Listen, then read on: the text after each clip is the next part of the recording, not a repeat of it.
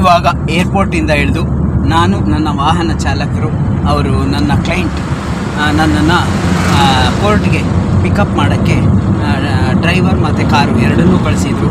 ನೋಡಿ, ಏರ್ಪೋರ್ಟಿಂದ ಕೋರ್ಟ್ಗೆ ಡ್ರೈವರ್ನ ಅವರೇ ಕಳಿಸಿರೋವಂಥದ್ದು. ನಾವೀಗ ನಾಷ್ಟ ಮಾಡಿಕೊಂಡು ಕಡೆಗೆ ಪ್ರಯಾಣ. ಇನ್ನು ಯೂನಿಫಾರ್ಮ್ ಹಾಕ್ಕೊಂಡಿಲ್ಲ.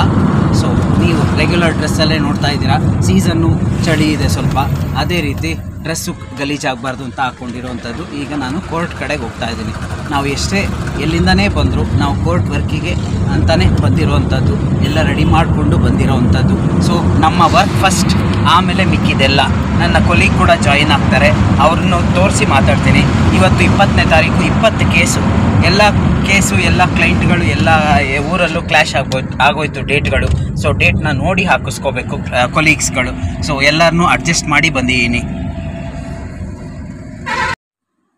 ಅದೇ ರೀತಿ ನೋಡಿ, ಇವರು ನನ್ನ ಕ್ಲೈಂಟ್ ಆದ ಬಾಳಪ್ಪ ಅಂತ. ನಾನು ಹೇಳಿದ್ನಲ್ಲ ಇವತ್ತು ಗೋಕಾಕಲ್ಲಿ ಕೇಸಿದೆ ಅಂತ. ಬೆಳಗಾಂ ಡಿಸ್ಟ್ರಿಕ್ಟ್. ಎಷ್ಟೋ ಜನಕ್ಕೆ ಗೋಕಾಕೇ ಗೊತ್ತಿಲ್ಲ. ಗೋಕಾಕ್ ಅಂದರೆ ಗೋಕಾಕ್ ಚಳುವಳಿ ನೀವು ಕೇಳಿದಿರಲ್ಲ, 1980s ಇತ್ತಲ್ಲ, ಅದೇ ಗೋಕಾಕ್ ಇದು. ಇವರು ದುವಾ ಕತರ್ ಅನ್ನುವಂಥ ಅಬುದಾಬಿ ಆ ಕಂಟ್ರಿಯಿಂದ ಬಂದಿದ್ದು. ನಾನು ಎಷ್ಟೋ ಜನದ್ದು ಇವತ್ತು ಕೇಸ್ದು ಬೇರೆ ನನ್ನ ಕೊಲೀಗ್ಸ್ಗೆ ಬಿಟ್ಟು ಬಂದಿದ್ದೀನಿ. ಯಾಕೆಂದರೆ ಇವರು ಬೇರೆ ಕಂಟ್ರಿಯಿಂದ ಬಂದು ನನಗೆ ಕೇಸ್ ಕೊಟ್ಟಿದ್ದು ಒಂದು. ಇವತ್ತು ಅವ್ರದ್ದು ನಾನು ಮಾಡೋ ಕೆಲಸ ಇತ್ತು. ಯಾವ ಕೇಸು ಅದನ್ನು ಹೇಳೋಕ್ಕಾಗಲ್ಲ.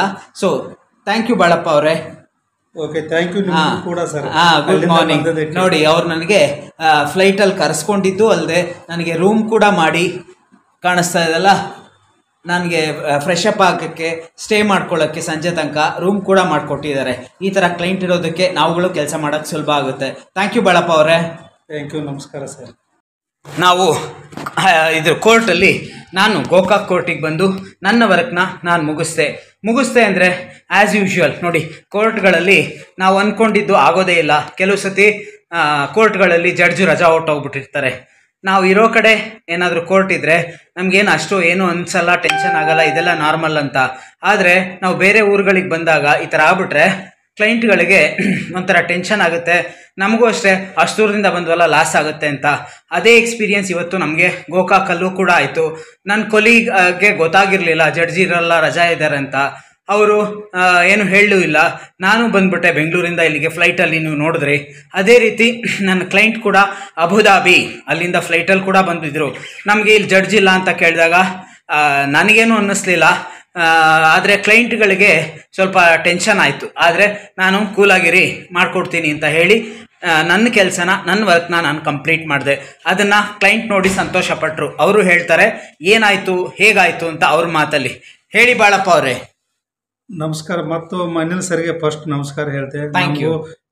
ಮತ್ತು ಫಸ್ಟು ಅಲ್ಲ, ಹೋದ ತಕ್ಷಣ ಜಡ್ಜು ಇದ್ರ ಮೇಲೆ ಇದ್ದಾರೆ ಅಂತ ಹೇಳಿದ್ರು, ಇವತ್ತಿಲ್ಲ ಅಂತ ಎಲ್ಲ ಫೈಲ್ ಎಲ್ಲ ಜನರಿಗೆ ಹೇಳಿ ಡೇಟ್ ಕೊಟ್ಟು ಕಳಿಸ್ತಾ ಇದ್ರು.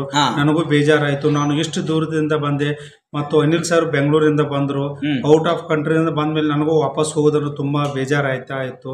ಅದೇ ಸಲುವಾಗಿ ಮತ್ತೆ ಅನಿಲ್ ಸರು ಇಲ್ಲಿ ಹೊಸಬರಾಗಿದ್ರು, ಅವ್ರ ಕಡೆ ಈ ಕಡೆ ಹೋಗಿ ಅದೇನೋ ಮಾಡಿ ಮತ್ತೆ ಬೇರೆ ಕೋರ್ಟಿಗೆ ನಾನು ಫೈಲ್ ತರಿಸ್ಕೊಂಡು ಅವ್ರು ಏನು ಬೇಕಾಗಿತ್ತು ಅದೆಲ್ಲ ಮಾಡಿಸ್ಕೊಂಡು ನಾನು ತುಂಬ ಹ್ಯಾಪಿ ಆದೆ.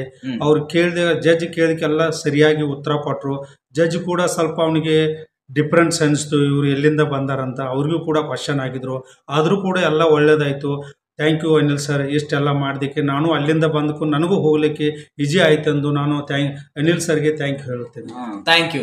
ನಿಮ್ಮ ಹ್ಯಾಪಿನೆಸ್ಸೇ ನಮ್ಮ ಹ್ಯಾಪಿನೆಸ್. ಯಾಕೆಂದರೆ ನಮಗೆ ಇಷ್ಟು ಫೀಸ್ ಕೊಟ್ಟು ನಮ್ಮನ್ನು ಅಷ್ಟು ದೂರದಿಂದ ಕರೆಸ್ಕೊಂಡು ನಂಬಿಕೆ ಇಟ್ಟು ಕರೆಸಿರ್ತೀರಾ. ನನಗೂ ಅಷ್ಟೇ, ಯಾವ ಕ್ಲೈಂಟನ್ನು ಕೆಲಸ ಮಾಡದೆ ಕಳಿಸಿ ಫೀಸ್ ಇಸ್ಕೊಳ್ಳೋಕೆ ನನಗೂ ಇಷ್ಟ ಇಲ್ಲ. ಅದರಲ್ಲಿ ನೀವು ಬೇರೆ ಕಂಟ್ರಿಯಿಂದ ಬಂದಿದ್ರಿ. ನಾನಿವತ್ತು ಹಲವಾರು ಕೇಸ್ಗಳನ್ನ ಬಿಟ್ಟು ಇವತ್ತು ಬಂದಿದ್ದೆ. ಈ ನನ್ನ ಬಸವರಾಜು ಕೊಲೀಗ್ ಡೇಟ್ ಕ್ಲಾಶ್ ಮಾಡಿಬಿಟ್ಟು ಈ ಥರ ನಂಗೆ ತೊಂದರೆ ಆಗೋಯ್ತು. ಆದರೂ ನಾನು ನಿಮ್ಮ ಕೆಲಸ ಎಲ್ಲ ಮಾಡಿ ಮುಗಿಸಿ ಕೊಟ್ಟಿದ್ದೀನಿ. ಬೇರೆ ಇನ್ಚಾರ್ಜ್ ಕೋರ್ಟಲ್ಲಿ ಮಾಡಲ್ಲ ಅಂದರೂ ರಿಕ್ವೆಸ್ಟ್ ಮಾಡಿ ಜಡ್ಜ್ ಹತ್ರ ನಿಮ್ಮ ಪಾರ್ಟ್ ಆಫ್ ವರ್ಕ್ನ ಮುಗಿಸ್ಕೊಟ್ಟಿದ್ದೀನಿ. ಓಕೆನಾ? ಹ್ಯಾಪಿ ಜರ್ನಿ, ಹೋಗಿ ಬನ್ನಿ. Thank you sir. ಹೋಗಿ ಬರ್ತೇನೆ. ನೀವು ಒಳ್ಳೇದಾಗಿ ಹ್ಯಾಪಿ ಆರಾಮಾಗಿ ಹೋಗಿ ಬನ್ನಿ, ಯೋಚನೆ ಮಾಡಬೇಡಿ. ನೆಕ್ಸ್ಟ್ ಸ್ಟೇಜ್ ಅಲ್ಲಿ ನಾನು ಟೇಕ್ ಕೇರ್ ಮಾಡ್ತೀನಿ. ಆಮೇಲೆ ನಾನು ಈ ಕ್ಲೈಂಟ್ ಬಗ್ಗೆ ಇನ್ನೊಂದು ಮಾತು ಹೇಳಲೇಬೇಕು. ನಾನು ಎಲ್ಲಾ ಕಡೆಗೂ ಕಾರಲ್ಲಿ ಹೋಗ್ತಾ ಇದ್ನಲ್ಲ, ನಾನು ಇದಕ್ಕೂ ಗೋಕಾಕ್ಕೂ ಕಾರಲ್ಲೇ ಬರ್ತೀನಿ ಅಂತ ಹೇಳಿದೆ.